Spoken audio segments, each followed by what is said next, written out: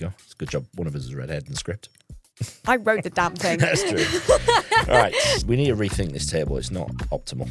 Well, no, it's because you faff with your mind. All the time. Hi, and welcome to the Bank of Dad podcast. I am Kate, and this is my dad, Pete. Hello. And we're here to share with you the money lessons we were never taught at school. There's no judgment, no jargon, just real talk about how to handle your money. How you doing? I'm good. How are you? I'm doing all right. Looking forward to this. You know, this is episode 8, and did you know most podcasts don't make it past episode 7? Really? Yeah. I presume that's still the case. It was always the case when podcasting was a bit younger, like when I started. Back in the older days, it was like most shows, start with good intention but never make it past episode 7. Well, and this is episode 8. Oh my God, nearly threw the iPad around. But go us. Go us. Amazing. Top team. Well, whenever we ever talked about starting a blog or started a YouTube when we were little, because I grew up in the age of, Zoella and wanting to have my own YouTube account, you always said, yep, go for it. Think of 50 things you're going to write about first. Exactly. It's true, though. It is true. I always say that. People, pick my brains quite a lot about content and all that sort of stuff. And I say, unless you can think of 50, easily, ideally 75 titles, subjects, you shouldn't even start because you'll run out of steam too early. Yeah. So, worked for me. I sat in a very, very boring seminar in 2009 and wrote the titles for the first 75 episodes of Meaningful Money. And we're now, what? Did you pay attention to the seminar at all? No, not at all. It was deeply tedious. It was about tax. I was thinking about doing something anyway, and And then you took that little flip camera and battery rocks she's and on a shelf over there. And we're now filmed a video nobody could really hear over the wind. No, exactly. It's a little bit better produced now. Yeah, right. Got 16 3 years on. cameras. 3 cameras worth a lot more than that flip camera. Anyway, what did we talk about last time? Last time we talked about ISAs, and specifically the basics, because we've been talking about savings, then investing, then specifically ISAs.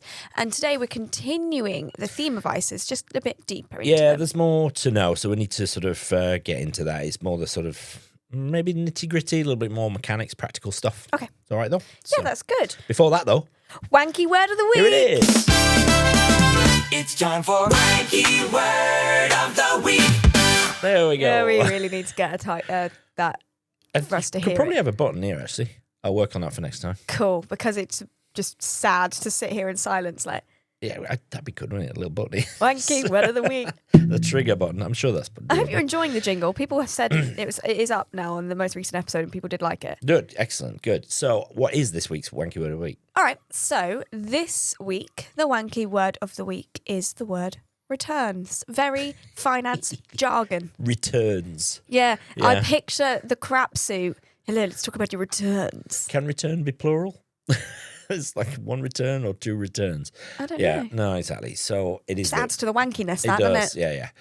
So this is about how money grows. Right. Right. So remember, the definition of investing is you swap your cash, you take your cash in the bank, and you buy something which will either create an income or go up in value. Or ideally Both. the combination of creating an income and going up in value, we call that total return.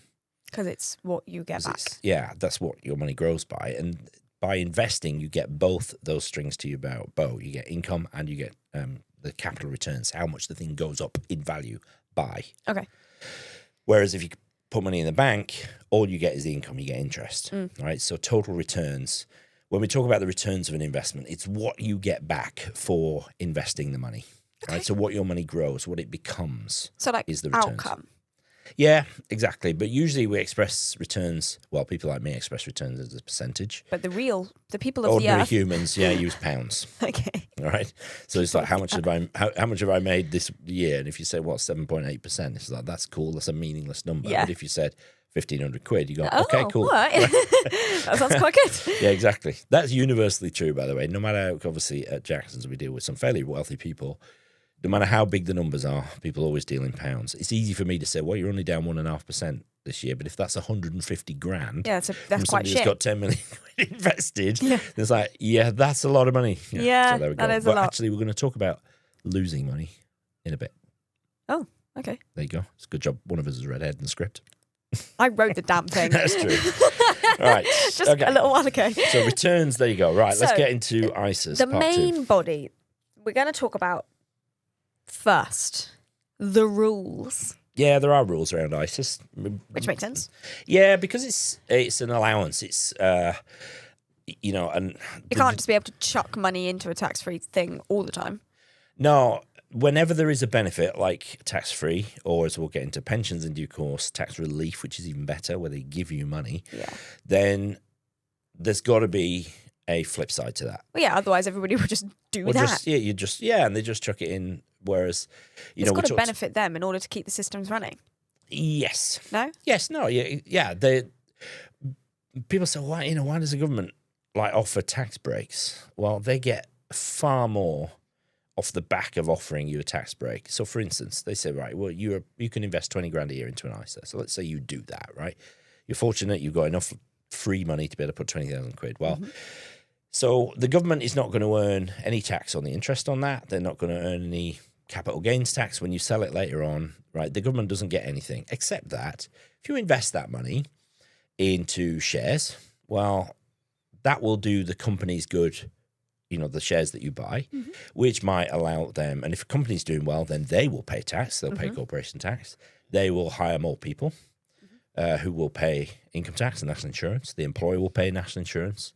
The people who they employ will go out and buy stuff. They'll pay VAT. They'll pay petrol duty. They'll pay car tax. So your 20 grand ISA allowance is helping to boost the economy, which allows far more tax to be received on the back end. And if you get benefits like tax breaks, it encourages you to save, which means people so you get benefit as well. Yeah, but it also means people aren't being as reliant on the government for support. That's right. Because it's being encouraging them to save. Swings and roundabouts. I mean, there's very, very bright people, who can sort of right, let's say we increase the ISA allowance from 20,000 to 25,000. What will that cost us in terms of immediate tax lost? Yeah. But what will it gain us over the longer term? Yeah. And so, super smart people, whether they're right or not, but I wouldn't want to do that maths. Nope, neither would I. So I think you just briefly touched on it there, but let's just highlight it. What is the current ISA allowance? So you can put 20,000 quid per year into an ISA, but you can put it across multiple ISAs. Yeah. And that allowance is kind of split up a bit. So we talked about lifetime ISA. So the allowance into that is £4,000, and that comes out of your 20. So if you use your £4,000 lifetime allowance, you have 16,000, which left. you can put across other kinds of ISAs. It's an annual allowance, so it renews every 6th of April, which is the first day of the tax year. Is there a reason why it's 6th to the 5th of April? I have no idea. Honestly, barreling towards that fun time in the office, aren't we? Yeah. That's why March is busy, because there's a load of stuff, including ISA. If you don't use your ISA allowance, you lose it for that year. So you might as well say to people, look, if you've got it, get it in. If you've got the money, get it in. Yeah, exactly. There's no point. It's not like if you only use 10,000 quid of your ISA allowance this year, next year you've got 30 because you can roll it forward. It doesn't roll. Right, it doesn't roll forward. So, worth knowing that from April 2027, so that's just over a year from when we record this, they are going to put a limit on cash ISAs to £12,000. Okay. Except if you're over 65, then you can put the full 20 in. The reason why, which I'm sure is the question on the tip of your tongue, why are they doing that, Dan? They're doing that to try and encourage people to invest into stocks and shares ISAs. They always used to be that the cash ISA allowance was a lot less than the stocks and shares ISA allowance. To encourage you to do that. Oh, so they want you to invest because it's good for British companies. That makes sense. Okay. So they think. And can you have multiple ISAs at the same time? Yeah, different providers, different types. You can really split it. You could have 1,000 different ISAs and put 20 quid in each if you want. But so it seems like hard work. Yeah, it does. If you've got different providers, it's not like you've got 20 grand with each provider. No. Remember, the 20,000 is an allowance. It's an annual amount you can put in. Across all of it? Yeah, per year. So I've got clients with £1 million in ISAs because they've been saving into them since they were called PEPs, which was like the 80s. Oh, okay. Right. But the point is, it's not like, if you've got some ISAs with Hargreaves Lansdown and some ISAs with II, it's not like you got 20 grand with II and 20 grand for HL. It's 20 grand.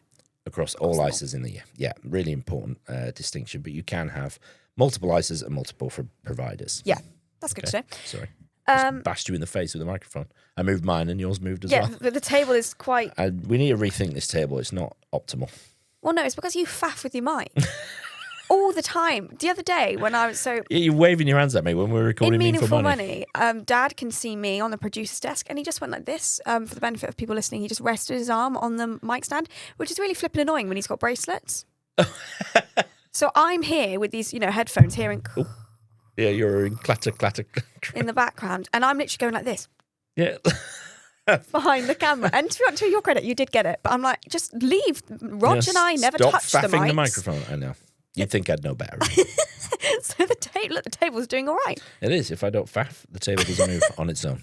Okay, so can you move money between ISAs? I think we did touch on this last week, We but did. I feel like we need to clarify it a little bit more. Yeah, we need to just sort of take our time with it. So yes, you can. So the thing to remember with an ISA is that 20,000 is an annual allowance. It's an amount you can put in per year. Now, some ISAs are called flexible ISAs, right? It's not a type. It's just that some ISA providers allow you to take money out and put it back in the same year without losing your allowance. So let's say you put 20,000 quid in. Yeah. But you need to buy a car, so you want 10 grand out, right? Yeah. So you do that, and then you find another 10 grand, you put it back in. Well, technically, you've contributed 30,000 in that year, haven't you? You put 20 in, you take 10 out, you put another 10 back in. Technically, that's 30,000 going in that year, which is more than the allowance. But a flexible ISA allows you to take money out and put it back in within the same tax year. That's the first thing to be aware of. Okay. Probably. So if you took it out on, the 4th of April to buy your car and you wanted to put it back in on the 7th of April. Yeah, then that would be next year's allowance. That would be half of next year's allowance Yes, gone. it would. Yeah. Got you. So it's got to be in the same tax year. Transferring money between ISAs, if you take money out of an ISA, usually that money, that loses its ISA wrapper. That's why I just mentioned the flexible thing. That's worth bearing in mind. But if you took it out, then that money now isn't ISA'd, is it? Because it's back in your bank account, right? So if you wanted to move money from one ISA to another, let's say you're in a cash ISA and the interest rate isn't brilliant, and you find another one over here where the interest rate is better, so you can make more interest. Yep. What you wouldn't do is pull it out of the first one and put it into, back into your bank account and then write a check or send the money. Nobody writes checks these days. That's weird. It's funny. Yeah. Someone in the office, one of our younger members, I won't name them, had to go to someone else to say, have I written this check right? Yeah, well, because they've never written one. I don't think I've ever written a check. No, right. Exactly. Why would you? I just go, send, click. Yeah, exactly. It's a lot easier. So if you pull money out and then that is no longer ISA'd. So what you would do to move money from one ISA to another is you open the ISA account with your new provider. Do you need to put an amount in to open it? Not often. You literally just open it. Okay. Right. If you did, you'd stick a tenner in or whatever. Right. Okay. So it's just a nominal amount. And then you go onto your new provider's website after you've opened the account, and it usually will ask you, do you want to transfer an ISA in? Okay. And all you would literally have to do is put in the provider of your old ISA and the account number, and the rest just happens. They speak directly to each other. So you have to authorize it. So you might have to sign, but these days that's all done electronically. Yeah. And your provider, your new provider, provider B, will electronically message provider A and say, send us the money. Here's the request, send us the money. And there's no reason that provider A could deny that? No, they're not allowed to deny it. They can charge you if there is, if they've kind of disclosed that charge up front. Okay. So they can't suddenly say, we're going to charge you £1,000 just to transfer your ISA. You would know it. You would know it in advance. Yeah. Okay. And by doing that, you don't lose the wrapper, i.e. the tax protection. No, I mean, on smaller amounts, you could argue it matters less, but, at Jackson's, we will often move hundreds of thousands of pounds from somebody's ISA where, if they become a client of ours and they've got an ISA already, there might be multiple six figures in it. Well, if we said, okay, we're going to shift that, if you just request it back into your bank account, well, they can only put 20 grand back into the ISA that we've done for them. So we have to transfer it properly. Oh, otherwise, that's a good point. Imagine losing the ISA wrapper on £500,000. Yeah. Right? So you don't have a 20 grand limit for transfers. No, because it's already in the ISA. Yeah. So like I say, we have got some ISA millionaire clients, certainly across couples, right? But we've certainly got clients with $500,000 each in their ISA. Well, yeah. It'd take a long time to do that. It'd take a long time to put it back in at 20 grand a year, wouldn't it? Yeah. And that's how they've got £500,000 they've done it every For a really year long for a time. long time. Yeah. Yeah, okay. Okay, that's some good Makes sense. clarifications. That's good. What happens if I don't use all of my allowance or don't use it at all? Gone. So if you don't put anything in, or if you only put like £1,000 in, you've technically got 19 grand of allowance. Most people can't save 20 grand a year, right? So it's an allowance. It's not a target. Yeah. It sort of is. If you've got like really high income and you think, well, yeah, let's max my ISA, but most people don't get anywhere near that. No. So, I don't worry about losing your allowance. You just save what you can, right, and invest what you can. But it's if not you like don't it rolls use it, over. no, if you don't use your allowance, you lose it next year. Okay, and you just you still get the 20 grand next for that. year's allowance, Yeah, let's but say, you don't get. Yeah. Yep. Okay, cool. I need to stop saying cool. I've noticed that's my tick. Is that right? It takes a while for ticks to become evident. I used to say now a lot. Yeah, I go now. you do in life generally. You say Well, that now makes sense. a lot, but I've just noticed that when you finish a point and I'm sort of segueing into my next one, I go, yeah, cool, and I'm editing it like, ugh. Yeah, it's nothing. What was Roger's tick? To be honest, people started quoting him on email. Can you just ask Rog? To be honest, That's funny. Yeah. Yeah, cool is mine, so I need to immediately stop that. How do I qualify for an ISA? I don't think we talked about that at all last week. no. In order to have an ISA, you have to be UK resident. Okay. So if you are a Brit who's moved permanently to France or Spain or somewhere abroad, whatever, you can't open an ISA. You can still have money in an ISA because From it's about previous. contribution, from previous years when you lived here. here. So the only real sort of qualifying factor is you need to be 18, Yeah. And 16 for a cash ISA, but 18, and you need to be UK resident. Now, residency is a formal tax thing, but basically it means live here, as the name suggests. There are sort of some dates and stuff and all sorts of complications, but generally it means you live in the UK. it should be pretty easy online to just be like, follow the steps onto how to set it up. It's just like, if you live in the UK, you're a resident, so it's fine. Cool. All right. See? Yeah. Oh, yeah, you did it again. See? Ah. Now I've made it not obvious. You're all going to be going cool in the Yeah. comments. I'm really trying not to. Okay. I'll make you so- put a cool counter in the corner of the video, and every time you say it, I did that with Cal once. There was on a Meaningful Money video that I can't remember what the phrase was. It wasn't like a tick; it was specific. So I said, "What we need to do is put a counter on it." It's like 28 every time I said it. It was like ding, ding, ding. Anyway, Okay, so we've talked about the rules. The next section, when do I get rich? yeah, because that's That's the point, isn't it? Investing? get rich. Look, so cash ISA, if you're going to use one at all, the contention is you probably don't need to. Remember, we mentioned last week, even in an ordinary bank account, if you're a basic rate taxpayer, so you earn basically less than 50 grand a year, then you're a basic rate taxpayer. The first £1,000 of interest you earn in a bank account is tax free anyway. Yeah. So most people, you'd need 20, 30, 40,000 quid in a bank account to earn a grand. Oh, I'm worth going of- to sneeze. That's okay. Bless you. Thank you. Only the one. Only, that's unusual. Normally I About do half a them in dozen. 3. Yeah. So, you have to have quite a lot of money in a bank account to earn more than £1,000 in interest. So cash ISAs, I do question the point of them. But, if you want to, as long as you know the rules, you can determine which one is best for you, right? Mm-hmm. So, but if you want to become wealthy, if you want to build wealth, you have to invest. You don't get rich by putting money in the bank, right? No. Because of inflation. Reduces the spending power. It does. And massively. Well, yeah, because the example you used is if you had, I think you said like £1,000 in notes under your bed in the 80s. Well, That would, buy you a lot. whereas Whereas if you kept that £1,000 now, I think, did we say like £100 or something? you might have said £100. It's like, well, that's a food shop at. Yeah, like a week's food shop probably Yeah. at most. So And, it's so easy to rattle up. yeah, one decent meal out for two, potentially. Yeah. It could be £100, like a nice meal, a bottle of wine or whatever. But Yeah. it's not difficult to spend £100, whereas £100 would have been an entire month's worth of food for a family of four. I in just can't even 1985. fathom that. Well, if you think we're talking about like lifetime ISA allowance being 4,000 a year, gets made up to £5,000. Well, the house that we moved into when I was 5 years old was £5,000 in 1980. So that's inflation, right? So weird digression, but if you want to build wealth, you have to invest. Yeah. No doubt about that. So That reminds when- me of an annoying comment someone made to me when I was 18, 19. What was about house 19. prices? And I bought my house when I was 22. working in school and you were away. And I was like, it was like the first time I was going to be home alone for like, I think it was like 10 days or something. Like you were on your, maybe it's your anniversary trip or something. All right, okay. And I made a comment like, oh, I get to play house. Like, you know, I'm going to go. And one of the teachers went, well, I'd bought my own house by the time I was 18. I was like, oh, off. Like, come on. It's not that I'm, you know, on benders every weekend, which, you know, if that's your bag, cool.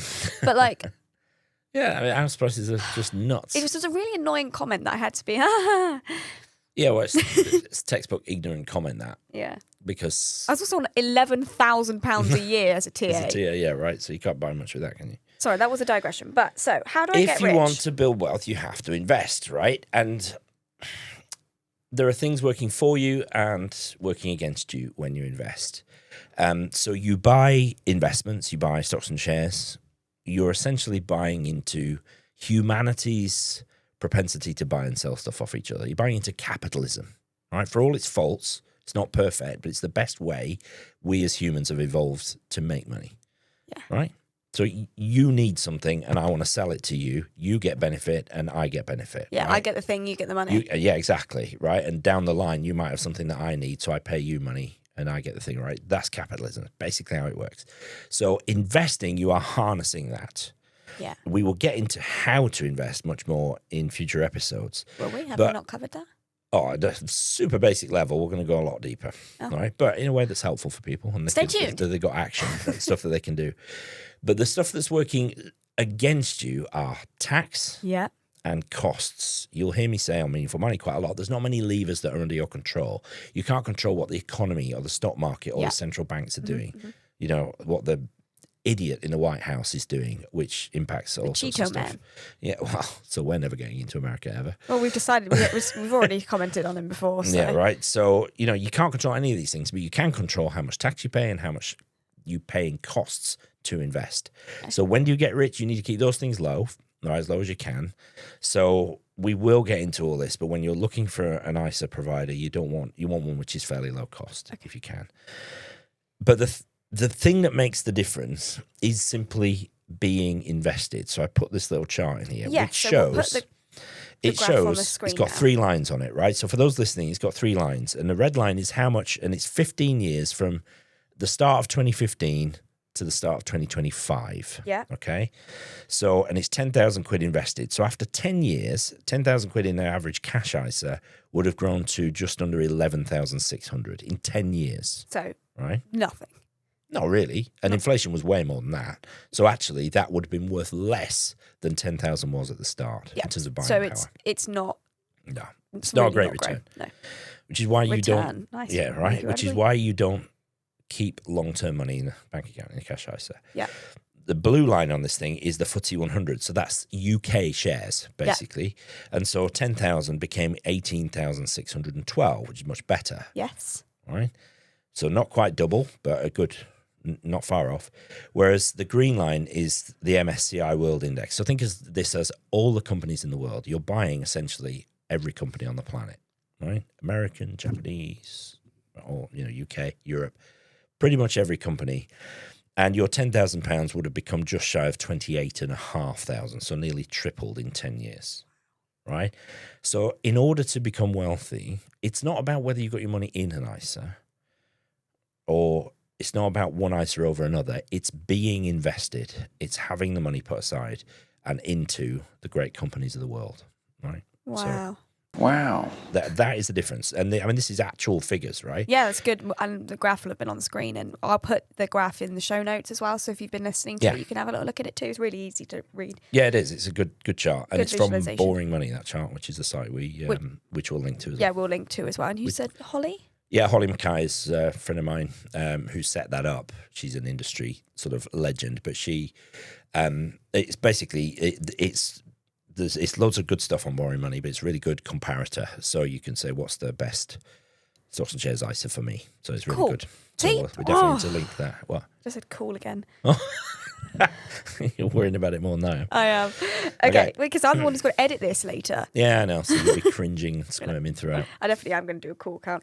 Right, okay, so we've talked about growth. Mm-hmm. Can you lose money in an ISA? Well, investments go up and down. They do. And it's not that they can, it's that they will. Right? Stock markets, on average, I think I know the stats because Andy Hart talked about it in your interview. He did. 75% up, 25% temporarily down. Yeah, so stock markets fall about 25% of the time. So in any given year, or in any given, time, roughly a quarter of the time the stock market's falling, the other 3 quarters it's rising. Yeah. One of the things that he likes to say, which is not original to him, is that the declines are temporary and the advance is permanent. You said that. I made you quote it for a... Yeah, it's actually by Nick Murray, who was like the advisor to advisors. Amazing. So they do go down, but you only lose money when you sell. Yeah, so if you sell it when it goes down, then you might have lost some. You would have. So I tend to use an example of property in this. So I know we're departing a little bit from ISAs, but the example I quite often use even with clients who should know better really, but what I might say to them is like, okay, let's say you bought a house. Let's say you bought it for 250,000 quid, right? And, you do a little bit of work to it, but not loads. You're not sort of like extending it or anything like that, just a bit of cosmetic stuff.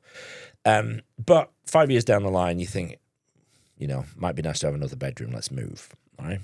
So you think, 5 years, maybe my 250 that I bought it for, maybe it's a little bit more, 280, perhaps, something like that.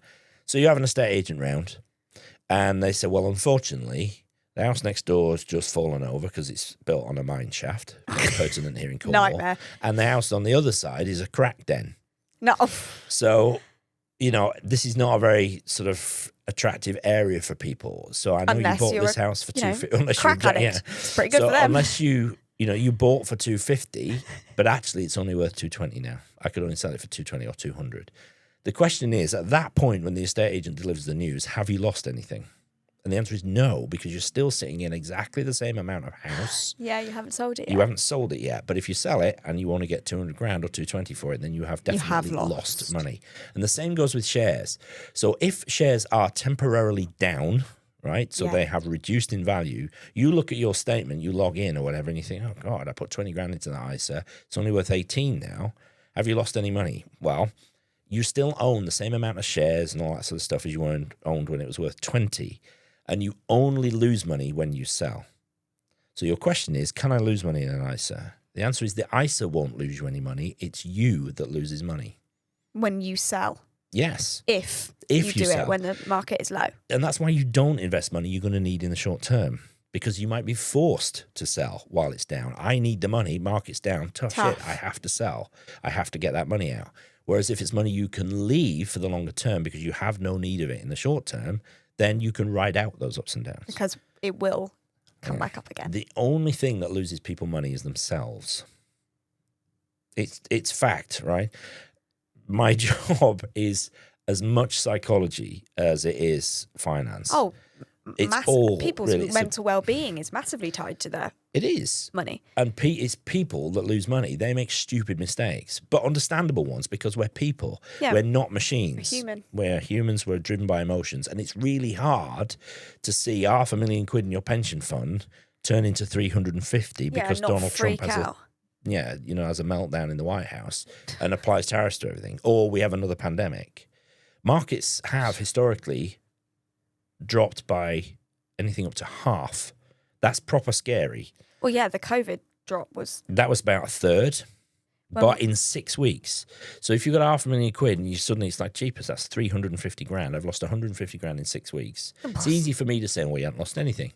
But it feels like that is frightening, yeah. Right, it is frightening. But now markets are at an all-time high. Yeah, all-time high. So right? Because I remember asking you in one of the questions in a previous episode, what do I do if the market drops? And you went, chill, it'll come back. Yeah. It's, it's sort of, don't just do something, stand there. People say, don't stand there, do something. Don't do something, stand there. Don't do anything. It's hard. Right? Yeah, that is hard. I honestly think the largest part of my job as an advisor is to keep clients in their seats when everything within them is screaming to bail out. And you get lots of phone calls when markets dip. Not many, because we train them, but we do get some. Yeah. But we teach clients from the start, and we always say, look, we'll never take credit when your investment goes up, because then we'd have to take responsibility when it goes down. Yeah, and neither of those things you have power over. Any control over. So there's no that's point. right. Yeah. No, sure. Okay, so how long should you keep money in there? Well, if it's invested, really, we say a minimum of 4 to 5 years. 30 years is great. Right, but don't invest money you're going to need in the short term. So that's really important. So if it's a stocks and shares ISA, you need to be putting money in that you're not going to use for 4, 5, 6 years. Right, certainly 4 years. Okay. Yeah, and don't invest what you need to use in the near term. Yeah, and that's what the savings are for. This is why savings is different to Investing. investing. Yeah, that's right. Yeah. Okay, so do I have to pay tax when I take money out? Nope. This is a key benefit of ISAs. There's no tax at all. You have to be aware of the penalty on lifetime ISAs, though. Remember that? Yeah, well, you get the 25% 25. Yeah. If you take it out for anything other than buying your first house or after age 60. Yeah. So, but there's no tax. That's a penalty. Yes. Right? On a normal ISA, stocks and shares ISA, or cash ISA, there's no tax at all. So you can take point. any amount out. Any amount out at any time. And you'll with get no all tax of that to pay. amount back. Yeah, all of it. Yeah, it's a proper benefit. Yeah. Yeah, it's really useful. It's worth mentioning sometimes some cash ISAs are like fixed term savings accounts. So you put in a cash ISA, but it's like for a minimum of a year. Okay. And if you needed it in that year, you might lose some interest, but you still no tax. But this is what the emergency fund, savings account, and ISAs, investing, is for keeping them separate. Keeping them separate, exactly. That's right. really good. Okay, so when can I use my ISAs? Any time. The lifetime ISA is the only one that's limited. Yeah. Junior ISA, if you're a kid, you can't get it until you're 18. Lifetime ISA, though, it's designed for buying your first home. Really important. It's your first one, not second or third. Or the other way you can access it without any penalties after age 60. But generally speaking, if it's not a lifetime ISA, you can use it whenever you want. That's really good to know. Mm-hmm. So you can use it to put into your stocks and shares, say, and then you buy a new house. You could take out what you've invested in that. I'm trying to think of what might be a savings goal, but a longer term one that would justify investing rather than saving. Yeah, no, good shout. Well, part of it, I mean, your lifetime ISA is an example because you weren't thinking about a house 4 years ago when you put in your first amount, or 3 years ago, whatever it was. So you think, okay, I'm going to invest and push that, and you've done better as a result. Now that you are thinking of buying a house, we might want to think about just adjusting that and maybe taking some of the risk out. So we'll have a conversation. Well, yeah, about I that. haven't been putting money into that. You haven't done this year, but we've got 6 weeks yet. Yeah, I've still got stocks and shares that I put money into. Yes. But I haven't been putting any more into my Lifetime ISA. lifetime ISA. Not at the minute, no. Partly because I've also been saving money for things like solicitor fees. Yes, deep joys. Yeah.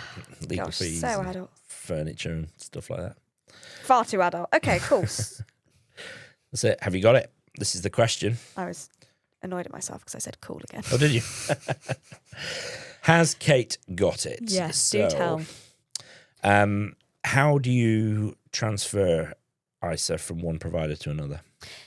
Don't bring it into your bank account and then put it back into a new ISA because that removes the wrapper. What you do is you open the new ISA with your new provider, and quite often there'll be a button or somewhere that says transfer from previous ISA, in which case you click that and then give your provider's name and the account number that your current ISA's in, and they will do it for you, and that means you don't lose your allowance or the tax wrapper.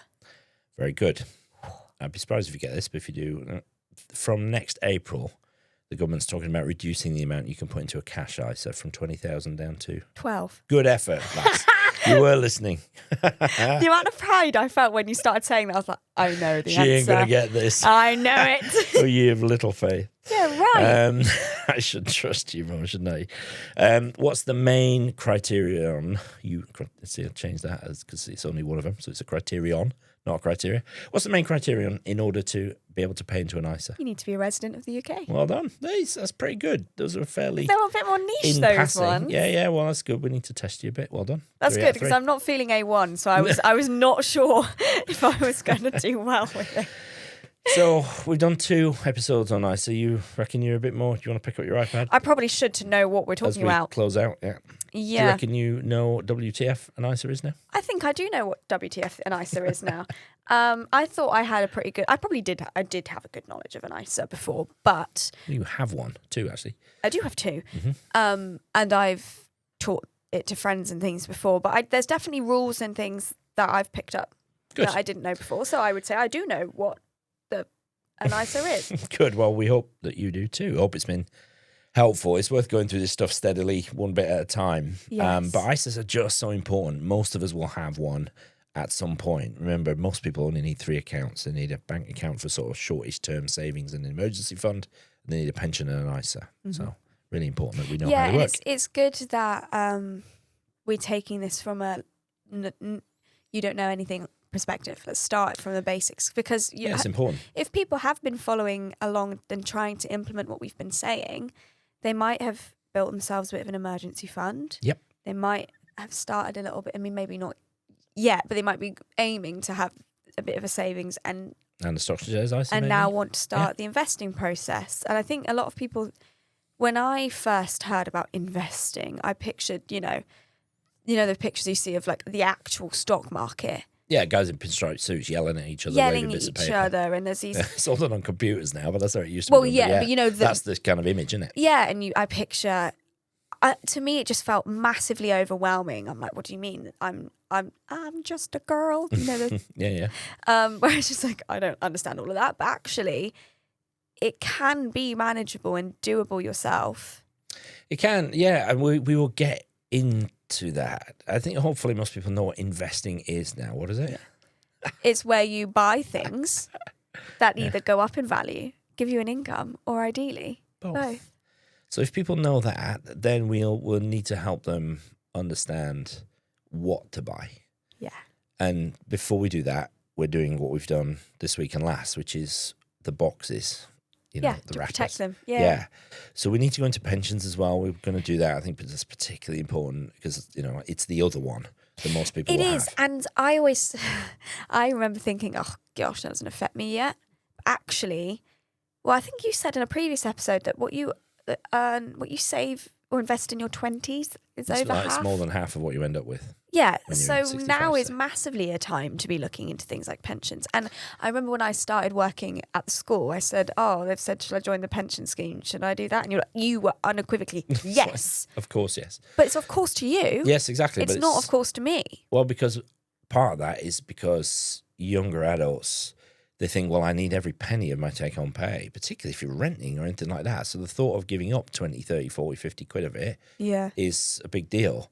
And yet its value is immense. And actually, the tax benefits, there's so many reasons to do it, which we'll get into. So. Yeah, I agree. We will go into pensions. So I think we're doing this in the right order. We've done it quite logically, haven't we? Yeah, and we'll continue to do that, and then we'll get sidetracked by people's questions and stuff. So Yes. Speaking of, Yes. if you do have any questions you would like to, I was about to say ask us, ask him. I will be your, method of conduit. asking. I could conduit. Good word.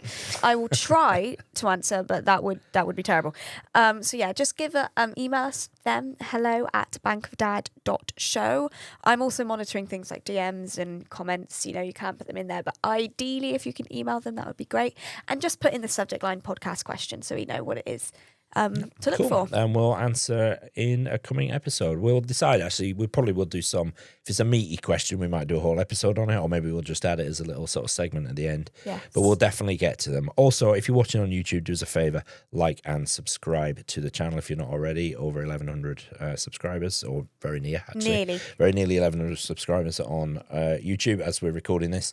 Also, if you're listening on Spotify, Apple Podcasts, pretty much wherever you're listening to this, if you can leave us a review, 5 stars, ideally, that massively helps us out as well, because it tells the algorithms to put us in front of more people. So thank you Which in is what we advance for that. want. Well, yeah, for sure. Yeah, Get more of this information out to as many people as we can. Absolutely perfect. Okay, I think, we mentioned boring money, and that graph will be in the show notes, which is bankofdad.show/episode 8. It'll all be on there for you. And I nearly said meaningful money as well then. I know. It's just years of habit. I know, but why am I saying it? Could you listen to us say that on the... Yeah, true. When you produce Meaningful Money. So there we go. That's very it. true. Is that it Yes, then? it is. Thank you so much for watching, and we will see you in the next one. See you next time. Cheers.